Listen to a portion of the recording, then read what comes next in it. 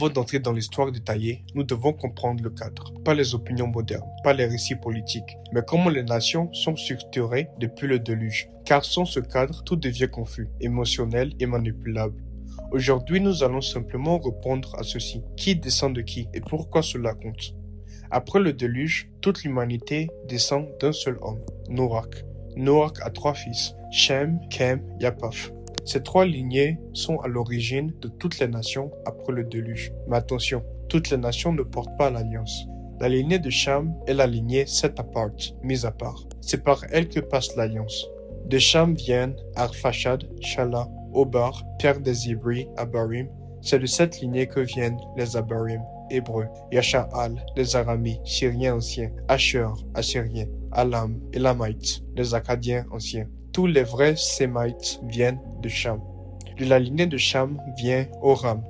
Mais tous les descendants de Oram ne sont pas Yasha'al. L'alliance passe par Oram à Yatchak, à Jacob et aux 12 tribus. C'est cette ligne-là et uniquement celle-là qui porte l'alliance. C'est fondamental. Avant d'aller plus loin, si cet enseignement t'aide à comprendre, si tu apprécies que les choses soient posées clairement, et si tu veux suivre cette série dans l'ordre, alors prends un instant pour t'abonner à la chaîne, activer la cloche, liker la vidéo, laisser un commentaire et partager avec quelqu'un qui cherche la vérité. Continuons. Kem est le père de nombreuses nations africaines et méditerranéennes. Ses fils sont Cush, Nubie, Soudan, Éthiopia, peuple Cushite ou Cushitique. Matraïm, ça c'est l'Égypte ancien, Kemet. Put, ça c'est Libye, Afrique du Nord, Amazigh. Et Canaan, Cananéen, je crois, oui, Cananéen. Il y a aussi Phénicien et il y a Sidonien. Yeah. Ces peuples ne sont pas hébreux, ne sont pas sémites, ne portent pas l'alliance. Cela ne signifie ni malédiction ni infériorité. Cela signifie distinction d'appel.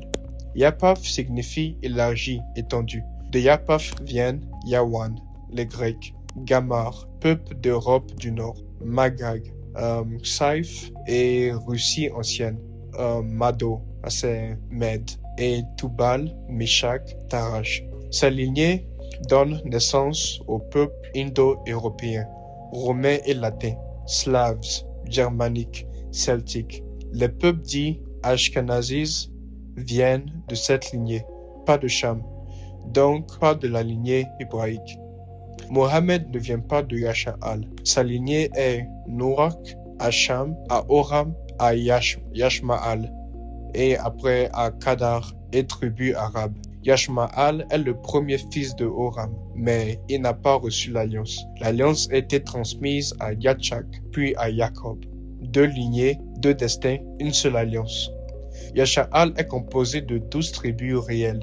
Reuben, Shemun, Loé, Yahuda, Dan, Napatal, Gad, Achar, Yassakar, Zabalan, Yaoussaf, Banyaman. Chaque tribu est issue de Jacob, porte une identité réelle et une responsabilité dans l'alliance.